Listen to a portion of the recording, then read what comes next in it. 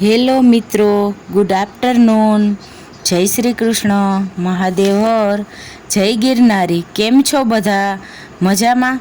બધા મજામાં જ હશો, કેમ કે માતાજીના નવલા નોરતા જો ચાલે છે, કેમ બરાબર ને? ચાલો આજે આપણે એક મહાન સંત કે જે દત્ત અને દાતારની ભૂમિના સંત શિરોમણી કાશ્મીરી બાપુનો દર્શન કરીએ અને પાવન થઈએ. પરમ વંદનીય કૈલાસવાસી સંત પૂજ્ય બાપુ 6 ફેબ્રુઆરીના રોજ દેવલોક પામ્યા. હાલ તેમના શિષ્ય પૂજ્ય નર્મદાપુરીજી માતાજી છે.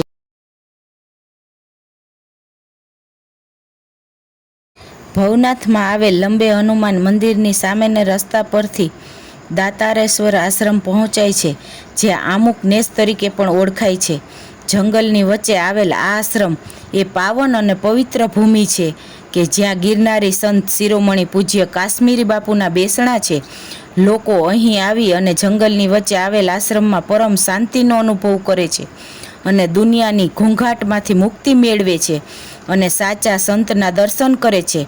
સાચું શિવતત્વ અને ગુરુતત્વ પ્રાપ્ત કરે છે.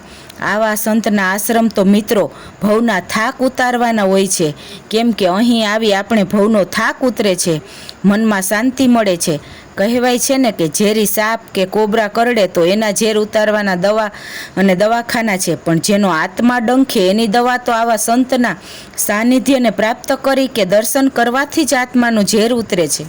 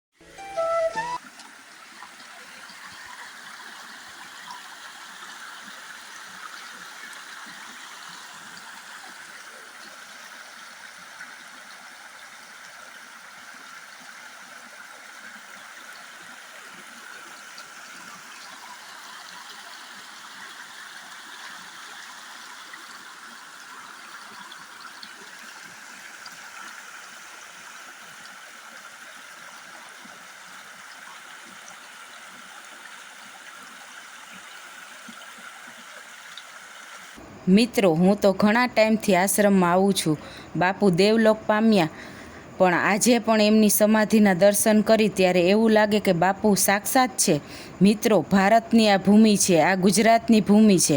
આજે પણ હોકારા દે જેના હોમાઈ ગયેલા હાડ, આજે પણ બાપુની ધૂણાની સમાધિની સામે ઊભા રહી બોલો કે હે કાશ્મીરી બાપુ, જો આમ બોલો ને હૈયામાં વાઇબ્રેશન ન આવે તો કહેજો. એવી આ ભૂમિ અને એવા સંતસન કરવા માટે ફક્ત ગુજરાતના જ નહીં પણ દેશ વિદેશમાંથી લોકો આવે છે અને દર્શન કરી ધન્યતા અનુભવે છે. બાપુના આશ્રમમાં ભોજન 24 કલાક ચાલુ હોય છે. એના માટે કોઈ દાન લેવામાં આવતું નથી. ફરાળ પણ હોય છે. જો કોઈ ઉપવાસ કરતું હોય તો કોઈ પણને ભોજનની પ્રસાદી લીધા વગર જવા દેતા નથી. આવી આપણી ગુજરાતની સૌરાષ્ટ્રની ધરા છે. હવે વાત કરીએ બાપુ વિશે, તો બાપુ ક્યાંના હતા, એની ઉંમર શું હતી, એ કોઈને પણ ખબર નથી અને કોઈ પૂછવાની હિંમત પણ ન કરતું. અને કહેવાય છે ને કે નદી અને સંતના મૂળ ન પૂછાય.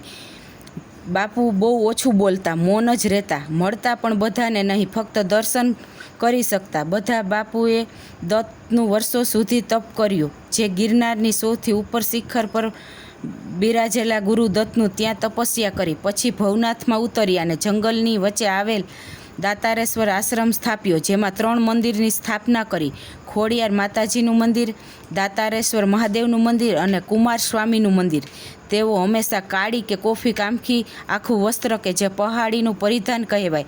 આથી ઘણા એવું કે બાપુ કાશ્મીર બાજુથી આવેલા. બાપુને દાતાર પ્રત્યે ખૂબ લાગણી અને પટેલ બાપુ જોડે ઘનિષ્ઠ હતા. આમુખથી બાપુ જંગલના રસ્તે આડે રસ્તેથી ઉપલા દાતાર જતા. ત્યાં 2 સંત સત્સંગ કરતા. આથી બાપુએ તેના આશ્રમનું નામ દાતારેશ્વર રાખ્યું.